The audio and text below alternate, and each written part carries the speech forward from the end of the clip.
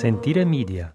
This episode is brought to you by the Smart Move Italy app, your free tool for planning, moving, and thriving in Italy. Download it today on iOS and Android. Well, hello there, and welcome back to another episode of New Life in Italy. I'm your host, Samantha Wilson, and today is a how-to episode, and we're going to dive into a question that I get almost every single week, and that is, how does the family visa actually work in Italy? If you're already eligible for a visa and you're wondering how to bring your spouse or your kids with you, or you're trying to understand whether your family even needs a visa at all, well, this episode is for you. And I really want you to keep listening because this is one of those areas where assumptions can quietly cost you months of time, a ton of money, and in some cases, completely derail your move. Now, I see families all the time who do everything right for the main applicant, only to realize far too late that they misunderstood how dependents work, when they should apply, or what rights their spouse or children actually have once they arrive. By the end of today's episode, you'll understand who the family visa is really for, how it actually works in real life, and the biggest mistakes families make when they assume bringing loved ones is automatic. So if moving to Italy is something you're planning together, not alone, this is an episode you don't want to miss. Are you ready? Let's get started. I'm Samantha Wilson, and this is A New Life in Italy, a show for people who love Italy and are quietly trying to figure out what it would really take to build a life here. We talk honestly about the practical choices, the emotional shifts, and the parts of this journey that don't always get talked about, so that you can move forward feeling informed, grounded, and more confident. If you're somewhere between dreaming and doing, you are in exactly the right place. Now, let's get into today's show.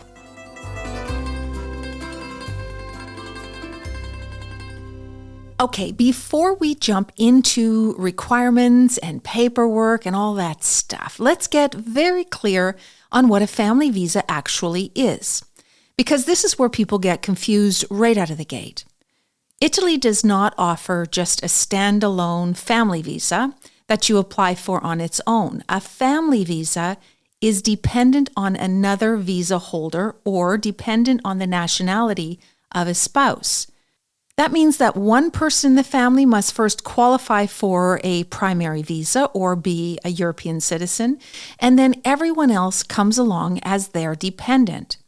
So the family visa is not about proving income or work on its own. It's about proving the relationship and the dependency to the visa holder or the European citizen. This visa works best when one person is clearly the main applicant and the rest of the family is relocating together underneath that umbrella. And there's two kinds of family visas, just to confuse you a little bit. One that you get if you are the spouse of a visa holder, and that's called a family reunification, and one that you get if you are the spouse of a European citizen or Italian citizen, and that's just simply a National D long stay visa for family reasons. Now let's talk about who actually qualifies as a family, because this is very specific in Italy. Spouses qualify, and that means legally married partners. Minor children qualify, meaning they're children under the age of 18. In some cases, dependent adult children or dependent parents can qualify, but this is where things become much more nuanced and where I want to slow things down just a little bit for a moment. Italy is extremely strict about dependency. It's not enough to just say, they live with me or I support them financially. Simply because your 20-year-old is still living at home and you're paying for their life doesn't make them a dependent in the eyes of Italian immigration. To qualify as a dependent adult, the person must be physically, financially, mentally, and emotionally dependent on the main applicant. And this must be proven with documented medical evidence. This includes reports from doctors and in some cases evaluations by consulate-appointed physicians. And if it's your parents, you also have to prove there's no one else in your home country that can care for them. This is one of the most misunderstood parts of the family visa process, and it's also one of the most common reasons that applications are denied. Now, let's get into the details, starting with the family reunification visa. Remember, this is the visa for spouses and children of visa holders. The process always begins with the main applicant. First, the main applicant applies for and receives their visa. Now, this could be a digital nomad visa, an investor visa, work visa, or even a student visa, as long as the student visa is for more than 12 months. Now, it doesn't apply to the elective residency visa. With the ERV, each adult has to have their own visa independently. You can't come to Italy as the dependent of an ERV holder. Family reunification is only for dependents of other visa holders. Now, once the primary visa has been approved, the family members can then apply for their family visa based on the fact that their spouse already has a visa. You cannot apply for the family visa until that main applicant has been issued their visa. This is because the approved visa has to be included in the family reunification application. Now, let me walk you through how the application process actually works, and there's some twists here. The first step is applying for a nulla osta. This is just a clearance. This is a clearance that has to be applied for first and here in Italy. You do not need to be physically in Italy to do this, but you will need to grant the power of attorney to us or another qualified immigration agency, and we can apply for the nulla osta on your behalf. You must have the nulla osta before you can apply for the family visa in your home country. Now, this nulla osta, the clearance, typically takes about 2 to 4 weeks-ish to be issued, but once it's approved, it's sent directly to your local consulate. Now, here's the part that is very, very important and often overlooked. To apply for the nulla osta, you must already have a place to live in Italy. Now, this is usually not an issue because the main visa holder would have already secured a rental or a property as part of their visa application. However, what most people do not have at this stage is a suitability certificate, also known as an idoneità alloggiativa. Now, this is not the same thing as habitability. Habitability means people can live in it. It's habitable. Suitability means, is it suitable? And this certificate is issued by the comune where you will be living. And it confirms again that the property is suitable for the number of family members who are living there. And do not underestimate this document. In some comune, it is quick and pretty straightforward. But in most, it can be rather complex, and some require multiple documents, engineer reports, architect evaluations. And you have to have this certificate before you can apply for the nulla osta. In some cases, the comune won't even allow you to apply for this suitability certificate until you've already arrived in Italy or until the lease has officially started. Now, this can create real timing issues for you if you planned on not paying your rent or your lease doesn't begin until you arrive in Italy. You need access to the property first. Now, this is why it's critical to check with the comune in advance to understand their requirements and their timeline so that you can plan properly. Once the nulla osta is issued, the family members can book an appointment at the consulate and apply for their family visas. Now, current processing time, it's not so great, actually. We're seeing somewhere like 90 days to 120 days, sometimes longer, just for the family visa. And this is a very long wait, and it needs to also be factored into your planning. Now, here's the twist that I was talking about, and this part is absolutely critical and can dramatically affect your timeline. The main visa holder needs to wait for the family visa to be issued before entering Italy. Now, ideally, the entire family should enter Italy together and together with their visas apply for each of their permesso di soggiorno. If the main visa holder enters Italy first, establishes residency, which some people think, hey, I'm going to go first and get us all settled in and then you come and follow. But if you do this before the family visas are issued, you can trigger a 2-year waiting period for family reunification, especially on the digital nomad visa. Now, this is one of the most painful mistakes that we see, and it's completely avoidable with proper planning. Now, I'll be honest, it's not easy. There are a lot of moving parts, and many of the timelines are outside of your control. So let's just walk through the correct sequence one more time. First, the main applicant receives their visa. Second, you apply for the suitability certificate, ideally before you arrive if the Comune will allow it. Third, once you both have the visa and the suitability certificate, then you will give the power of attorney to someone in Italy to apply for the nulla osta, the clearance, for your family. Fourth, the nulla osta is approved and sent to the consulate, and then the family applies for their visas. After the waiting period, once the family visas are issued, then you all enter Italy together. Getting this sequence right can save you years of delays and an enormous amount of stress. Now, exhale, because everything we just talked about applies to the family reunification visa for dependents of visa holders. But what if you're married to a European citizen or, of course, an Italian? Same thing. Do you need to go through this same process? Well, the answer is sort of, but it's not as complicated. So that's the good news. If you are the spouse of a European citizen or an Italian, you still need a visa, by the way, but you can skip that whole nulla osta part. However, you cannot skip the suitability. You still need the suitability. Even if you own a home together in Italy and both of your names are on the deed, a suitability certificate is still required if one spouse is relying on the other's nationality to come to Italy. So let's talk about that. Let's talk about the visa itself.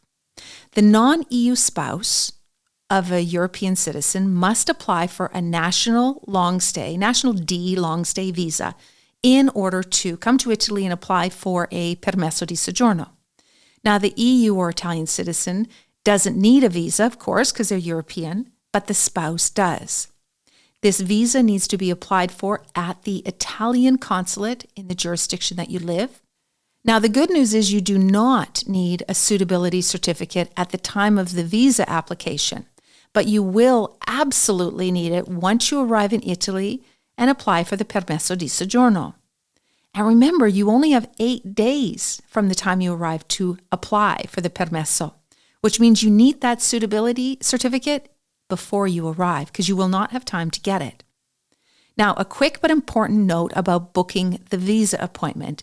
A lot of consulates don't always list this visa clearly on their websites.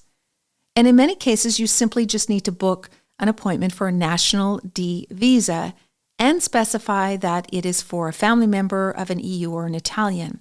And this visa should be issued free of charge. By the way, it doesn't cost you anything. The documents usually required include, of course, proof of marriage, because you need to connect yourself to the European citizen, meaning that that marriage certificate needs to be translated and apostilled.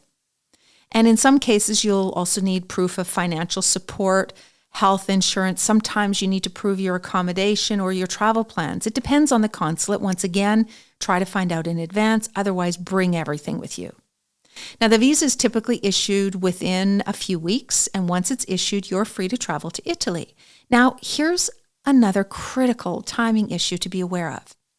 Once you arrive in Italy, you must apply for the permit of stay, the permesso di soggiorno, within 8 days. And because proof of the residency of your European spouse is required when you apply, your European spouse has to register the residency immediately. So as soon as you get here, the EU spouse immediately registers his residency, gets that receipt, and within 8 days, with your visa and that receipt of your spouse's residency, you apply for your permesso di soggiorno at the post office. Now, I also want to address something that comes up a lot. What happens if you do not apply for the family visa and you just wing it and show up in Italy? Well, in the past, we used to do this through a process called family cohesion. As a matter of fact, this is the only way we used to do it. There wasn't a family visa in the past. But in almost every case now, the post office, which is where the permit application is initiated, will require a visa number to complete the application online, to enter you in the system. and there's no way to bypass that field. So if you don't have a visa, your application will be rejected, and you will be required to return to your home country and apply for one. Now, this is expensive and super stressful and completely avoidable. Yes, applying for the visa in advance takes more time and it's frustrating, but it is far easier and much safer in the long run. More and more comuni now are rejecting spouses of European citizens, even Italian citizens, unless they have the family visa. So the question then is the family visa the best option for everyone? And the answer is not always.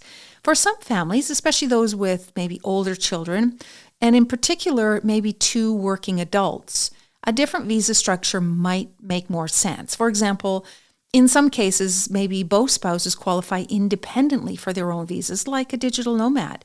It could be easier for you each to get a digital nomad than one to get the digital nomad visa and the other one to go through the process of the family visa. This is not a one-size-fits-all, and in some cases, there's more options than you maybe think about. But here's my honest advice. The family visa is an incredible pathway for families who want to build a life in Italy together. But it works best when it's part of a bigger plan and timed for, not an afterthought. Timing is critical in this one. And as I mentioned, if it's done wrong, you could impose that strict 2-year waiting period and your family can't join you. So as we wrap up today, I want to leave you with this. Moving to Italy with your family is not just about visas and paperwork. It's about protecting your ability to arrive together, settle together, and start this chapter without unnecessary separation or stress. The family visa process isn't difficult because it's unfair. It's difficult because timing matters, sequence matters, and assumptions can quietly work against you if you're not aware of them very early on. And if there's one takeaway from this episode, let it be this.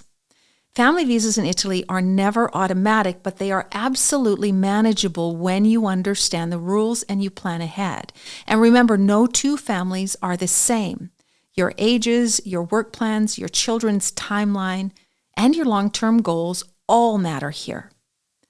So if you're listening to this and realizing that you need to rethink your approach, that's not really a setback. That's just clarity. Thanks so much for spending this time with me today. If you have a question you'd like me to answer in a future episode, you can always leave us a voicemail through the link in the show notes. Ciao for now. All right, let's get to our questions this week. Question number 1, we're planning to move to Italy in about a year, but we're not sure yet which visa we will apply for. Is it too early to start thinking about timing and paperwork, or should we wait until we're closer?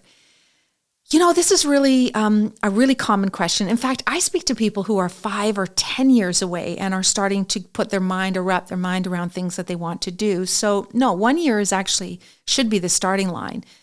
Probably, I would say the latest that you should be starting to think is a year. It's going to take you time to understand your visa or how you're actually immigrating to Italy, where you're living, how much it's going to cost you, budgets, all of these moving parts that we talk about, and I talk about in this podcast all the time, especially if we have different visas, like I said today, family visa with a visa holder. There's a lot of timing issues in there that you really need to be aware of and prepared for. So I suggest 1 year out is the time that you should really start putting down the plan. We do have a blueprint actually on our website. It's under the freebies. So it's smartmoveitaly.com/freebie22.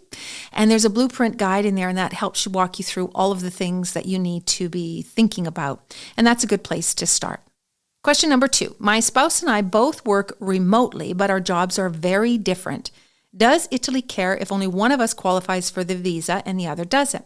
No, actually, Italy doesn't care. What we have to do, or what you should be thinking about, is the rights of each of you when you come to Italy. So if one of you decides to be a digital nomad visa holder and the other one becomes a family permit, like a family visa, what that means is that the digital nomad visa can only do the activity that they claim they did when they got the visa. So you can't do any other work than what you say you're doing.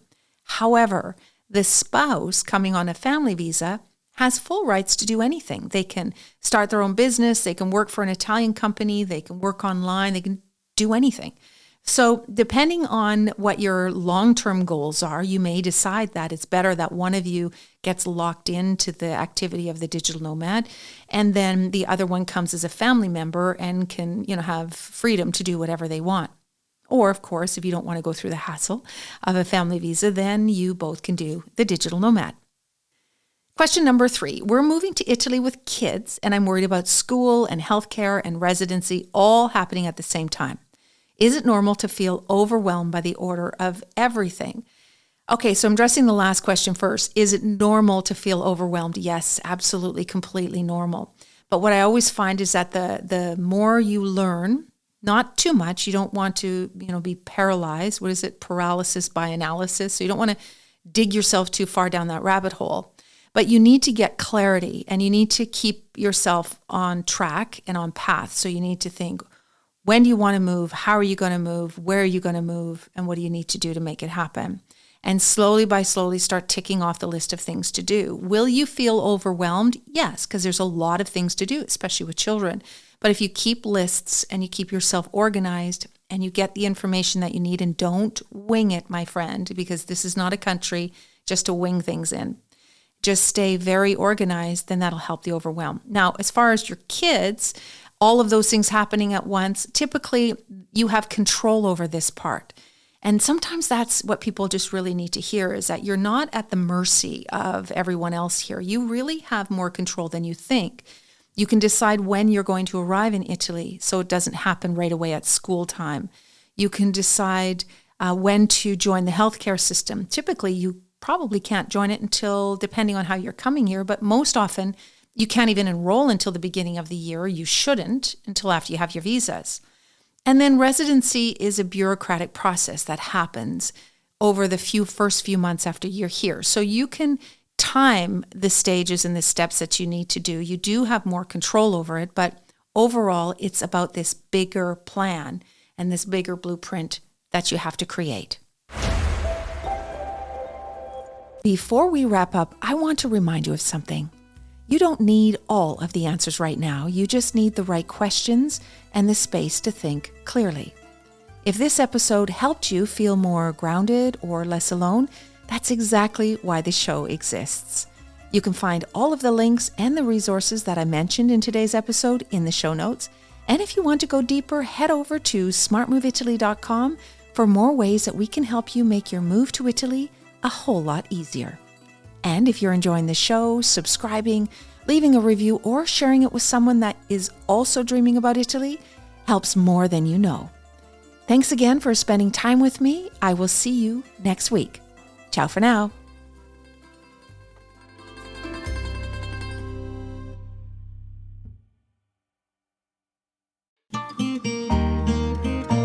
Sentire Media. Hey, podcast producers and show hosts. Do you want to join a podcast network that celebrates all things Italian? At Sentire Media, we understand the allure of Italy and its unique culture. Our devoted team of hosts and producers are all driven by their shared passion for Italy. And we work tirelessly to create the best lifestyle podcasts and content that will whisk you away to the very heart of Italy. With us, you can savor the mouth-watering flavors, get lost in the stories from the past, break down the cultural barriers, and truly immerse yourself in the vibrant traditions of this intoxicating country. If you have a great podcast idea or are already in production and would like to join Sentire Media, head over to sentiremedia.com, that's SENTIRE media.com, and find out how to submit your show.